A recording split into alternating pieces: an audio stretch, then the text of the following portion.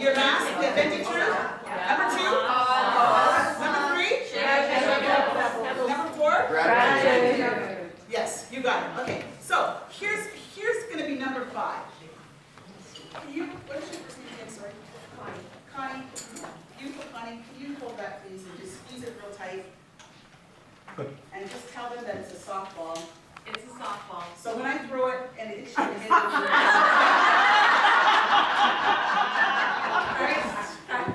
so I'm going to throw this to somebody in the room here. And I have a pretty good arm because I have boys. So I'm going to throw it to somebody in the room here.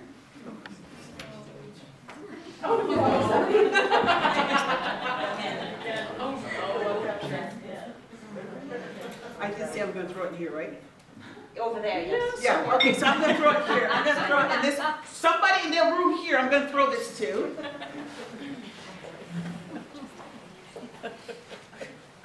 You're on your own. Capture the throw. You're not going to get the rest of the Sorry, stepped right on you. She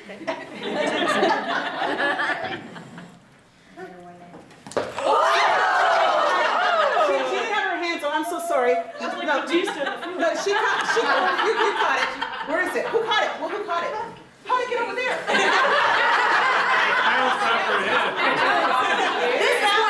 Okay, let's do this again, okay? Because I saw your hands go up, so we do this again, okay? I'll do it properly this time. Okay, just give it the ball. Share. Third time's a charm. Okay, we're straight figure. So she know the Blue Jays. Now you have it. So, little point here. By the way, I'm going to give you a copy of my book. Give her a round of applause. So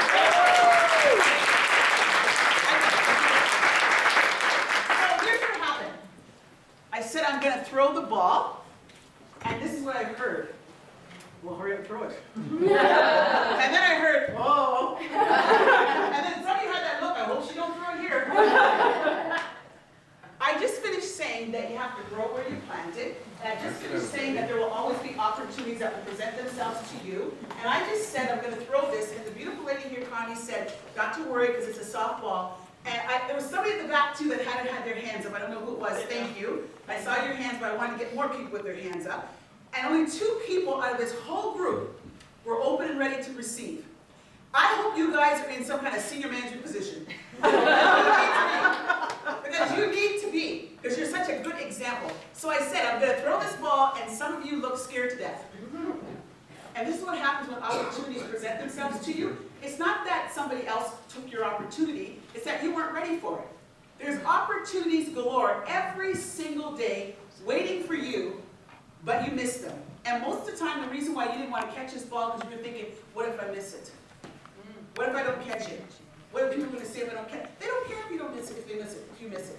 We worry too much about what other people think. So you have an opportunity to just catch the ball, to be open and ready to receive. So if you want to grow where you planted, you have to be open and ready to receive. That's your fourth, is that your fourth one? That's your 5th tip. You must be open and ready to receive. And how do you prepare yourself to be open and ready to receive? You have to be taking incredibly good care of yourself, emotionally, mentally, physically, spiritually, and feel good about yourself. You have to be standing on that foundation of authentic truth and looking for the opportunities. And there's always, every single day, there are opportunities. I know that you guys have been here for a couple days, so you have had an opportunity to meet other people, which I think has been fabulous. And I know right now you're probably sitting with people that you don't know as well, right? Is that right? That's good. Because I can tell you this is a fact. Somewhere in this room right now, how many people, Val? About 70? 65. 65? Somewhere in this room right now, somebody has something that you need in your life on a personal level or on a professional level. Somebody has something that you've been looking for that could advance you on a personal level or professional level, and it's right here in this room, and you don't know it. Because maybe you haven't spent the right time with the right person, or maybe you haven't taken time to actually connect with just, hi, how are you, and then move on to something else. But if you have really connected with people, you will be amazed at what you will walk away with. There's always an opportunity when you connect with other people to take something of value away. There has been so many occasions, in fact, I won't do it today, but what I've done with groups before, where I'll say, I want everybody to get up, go find someone and say, what do you got that I want? Oh, you'll be amazed. Well, maybe I won't do it today, but I'm not going to do it today. But when I've done that, you will be amazed at what people talk about. Oh my God, this person did this. I couldn't believe this. Oh my God, now I'm going to go do fly fishing to someone else. It's amazing what happens. I had a lady, when I did this exercise, there was probably about 200 people in a room, and I said, you know, just in a fun way, go find somebody and say, what you got that I need or something. And so they were doing it, they're having fun, and the energy in the room was so high, and they're all walking around talking to each other. And this lady comes up to me, and she says, Miss, I don't have a partner. And I said, oh, it's okay, you can join one of these groups. I don't want to. So, it's okay, you can join. So I asked her, like, can she join your group? Yeah, no, I don't want to join the group, because I heard your instructions. And you said groups of 2. So there's no one left for me. And then she started stressing me now, right? So I'm going, okay, so here's the thing. You don't have to go into group 2. You can go to this group. And she says, no, you said 2. And I said, well, I don't know what to do. She says, I want to work with you. I said, no, it's okay. I'm kind of teaching this. So you another group. And she says, no, I want to work with you. You've been helping us, so what do you want? I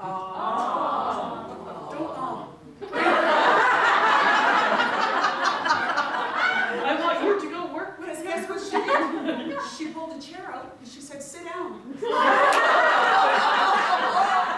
I sat down.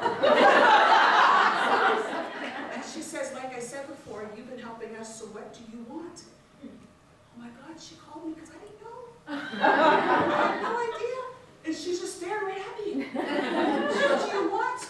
And the woman was sitting just like you, and she was swinging her feet back and forth, right? And she had on red shoes, so I go, I want some red shoes.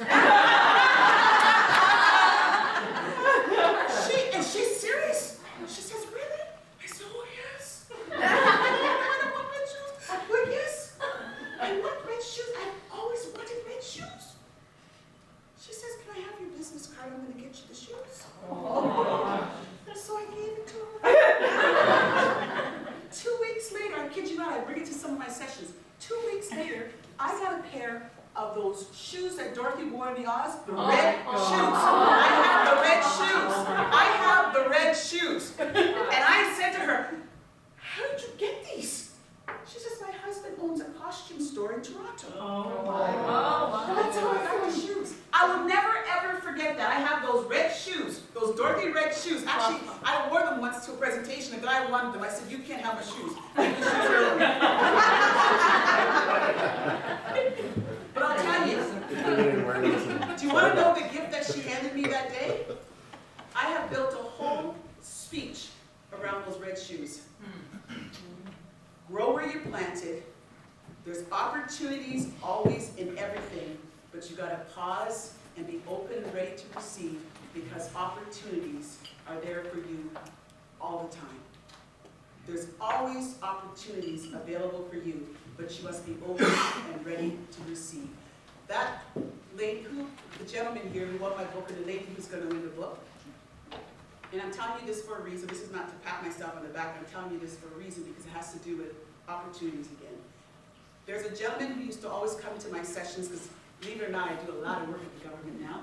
Provincial government hires me a lot. The federal government hires me a lot. And there's a gentleman, sometimes when you're doing conferences, you know, same people will kind of show up. Like this lady today said, I've been to your conference before, you were there, I had to come back. So there was a guy in the audience, I always knew when he was there, met him about 3 times, because he'd always call me Miss Rosita. The only person who called me Miss Rosita. And so whenever I hear Miss Rosita, I get scared because he asked me something I didn't know the answer to. And so I'm like, oh God, here he is, he's back. Oh no! So I remember once him going, Miss Rosita? And I'm going, yes. I've already been in your session, so thank you for being there. I don't want to hear about your dreams. Don't talk about your dreams, because you talked about that already.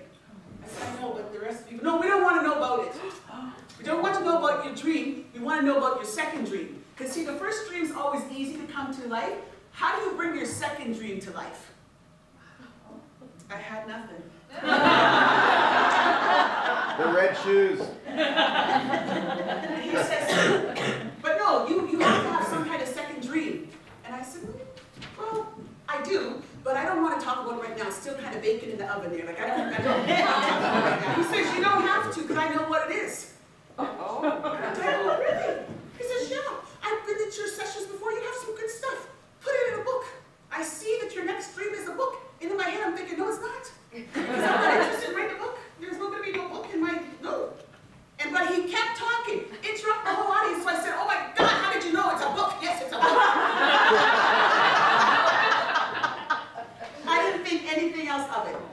2 years later, I heard, Miss Rosita.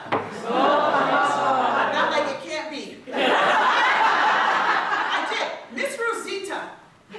And then he started about this book. And I'm like, oh my God, I feel horrible. There's no book. There's no book. So I'm like, you know, they said you can take a break. I'm like, there's going to be no break because I don't want him to find me. When I took the break, like I'm walking around like this, talking to everybody because I can feel him following me. And like I'm talking, because please don't find me. Like I'm talking to, I do not want to, I have nothing. And he says, I know you like to talk, so all I need is just your card. Can you just give me your card because there's something I've got to talk to you about. And I gave him my card. And by the time I got home, there was a long-winded message for me in my office. And this is what it said. Miss Rosita, I have been speaking to my wife, Virginia McMullen, and she loves you, because I told her all about you.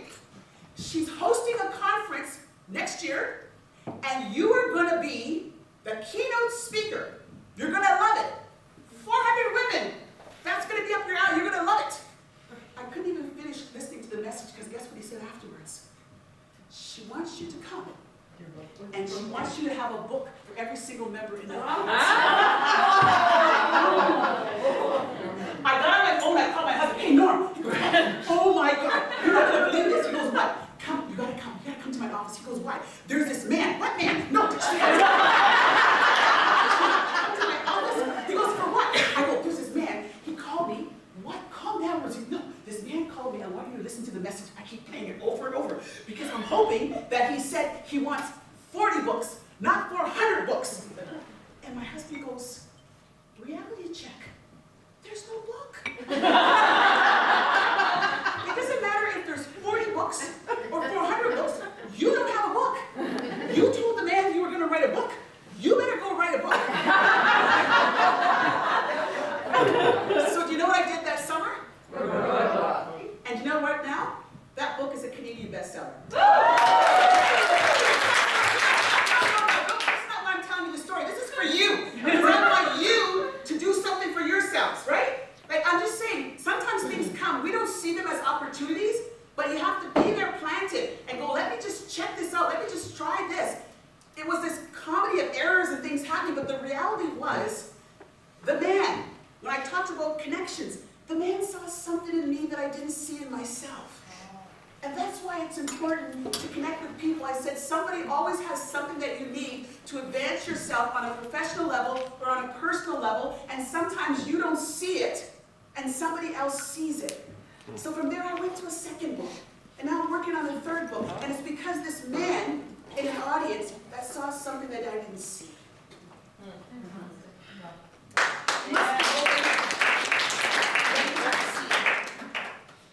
And the last tip is this, which brings everything back. We must have the ability to build incredibly honest and beautiful relationships. You can't grow anywhere where you're planted if you don't have the ability to reach out to other people and build incredible relationships. Vince Lombardi said that the secret to his success, both on and off the field, because he was an astute businessman, he said the secret to my success was very simple. It was heart power. Because once you capture the heart,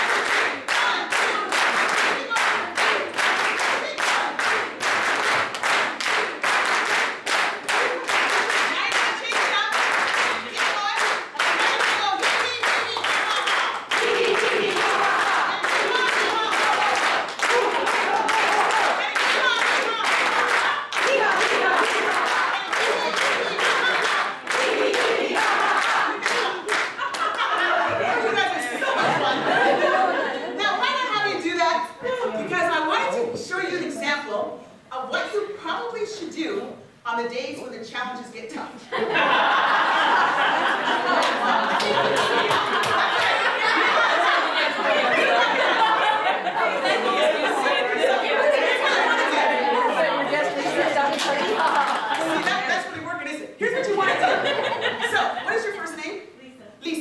yours?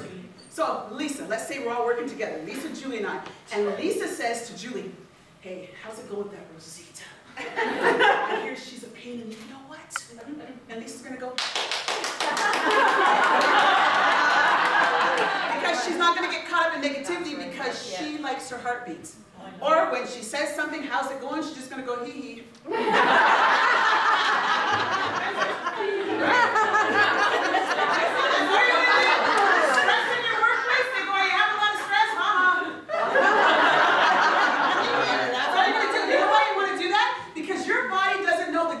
Between a fake laugh and a real laugh, and you get the exact same benefit. Everything, all the major organs in your bodies are doing somersaults. Your immune system is being impacted. Your attitude is being impacted. You don't have to laugh for real. Just find every reason under the sun to get your hee hee ha ha on. If you see somebody being negative in your workout, you get your hee hee ha ha on. Because you want people to get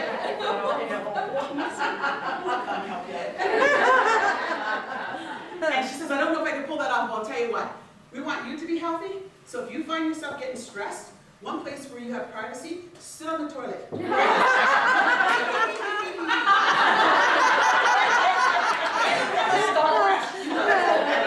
back refreshed. Okay, I gotta keep up. Oh my gosh. Okay, so somebody repeat back the tips real fast for me. Truth. Number 1 is. Number 2. Number 3. Number 4. Number 5. Okay. 6. Hee hee ha ha. Thank you. And then put the laughter on there as a bonus, okay? Okay, I have to close, so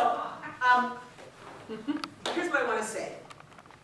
I have had so much fun for the time I was here with just growing wherever I'm planted. Sometimes I fall down, I get back up. Sometimes it works out, sometimes it doesn't. But I always grow because I never fail. I either win or I learn. That's how I see it. I either win or I learn. And when you take that attitude on, then you just keep going. And so no, life hasn't always been a barrel of roses, hasn't always been fantastic. But I take whatever cards I'm dealt and I figure out how to deal with them. And that's what I'm asking you to do. And I'm asking you to do that because when I look around this room, and I've had conversations, brief conversations with some of you this morning, here's what I see. I think that every single person in this room, you are so awesomely, awesomely, awesomely equipped that you can do almost anything. However, you can use those same capacities to self-destruct.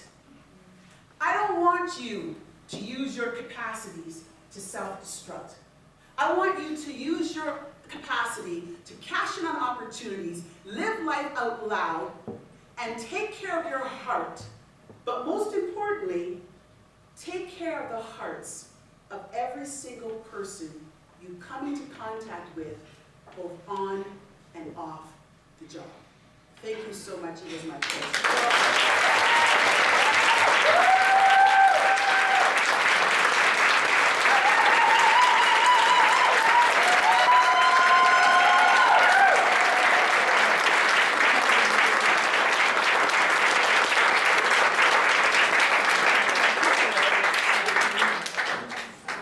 So before we say goodbye, for real, Rosita's talked about connections and building special connections, and I've been emotional a few times, and I'm sure a few of you have as well. I'm going to hand the next little bit over to Jeanette Belair. She's a colleague from Algonquin College, and she has a little story for us related to Rosita. Oh, nice. She's our friend. I was voluntold to ask No, I wrote energy in the front as well. I just want to share a big story. So, Yes. I'm from Algonquin College, and every year we have what we call the Live, Laugh, Learn retreat. And about 6, maybe 7 years ago, I was fortunate enough to attend the session for the first time. And Rosita Hall was our keynote. And I was blown away. Everybody in the session was blown away. And she went on and did her spiel, and I'm not sure if you noticed, but before the session, she sat down with certain people. So she takes the time to meet people and hear their story and find out who they are. And that is just amazing. So what she did at that session, she was speaking to one of my colleagues I work with, Janice Williams at the time, who had just overcome a huge hurdle in her life. And Rosita shows up at this session and she does her whole speech, and she's wearing this beautiful necklace, and we're all like, it was distracting. Your necklace was beautiful. And she was going through the whole session. At the end of the session, she called Janice up and she took off her necklace and she gave it to Janice. She put it around her neck, and I have the necklace here. So what we decided to do after that session is we decided that we are going to pass on this necklace. We call it now the traveling necklace. And so Janice had the necklace, and then when she, talking to the colleagues who were there, she'd say, "Oh my gosh, I was just talking to Julie," and so she'd hand the necklace off. And then it went on to Janice Brown, who was getting married, so she wore the necklace. And every time someone would get the necklace, we'd have a photo taken with it. So we have a series of necklaces. I got the necklace because I had finished my 2-year diploma while I was raising kids, while I was working full-time, Wow. and I graduated. So after I graduated, they presented me with the necklace, and so on and so on. So this is our traveling necklace, but it's from Rosita. And so our intention today was to source out, there's 65 people here we could give it to today, except for maybe Steve, because it's not your color. We decided that when we found out that Rosita just graduated, she just completed her master's, we thought, she's deserving, we should return the necklace back to Rosita. Because what an accomplishment on working full-time.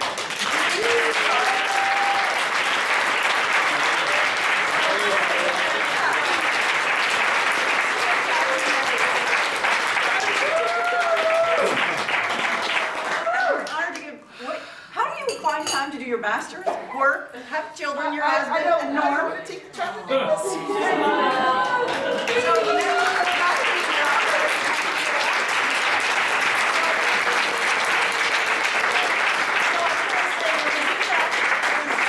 how in life we have people we know by one name, like Cher, Bono, Elvis. Well, at the college at Algonquin, you don't just say, "Remember that guest speaker, Rosita Hall?" You don't just say that. "Remember Rosita?" Yeah, Rosita. She's a one-name wonder.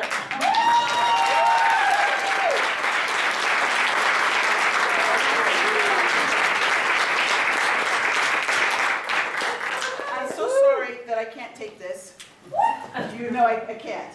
I can't take it because what happened is I already heard an incredible story in here today. And I think it's way more incredible than my story. So I want to give the necklace back to someone here because I think this lady, what she's done is what I've done just pales. All I ask is that you keep me informed about where the necklace is.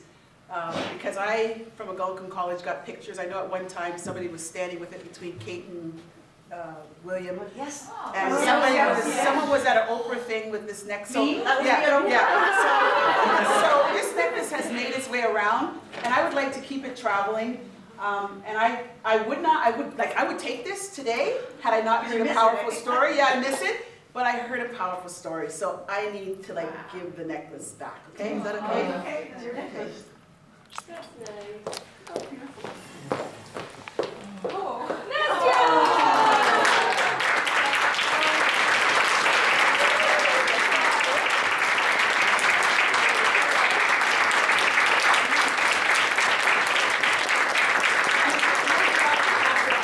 Let me know where it is, and then you pass it on to when you feel that it belongs to someone else. I will. Does that sound good? And the reason why I've been able to give it up so easily, because I collected another one. So there you go. So on that note then, a big thank you. I think she wants to Oh, I'm sorry, go ahead. No, the reason, I want you to know why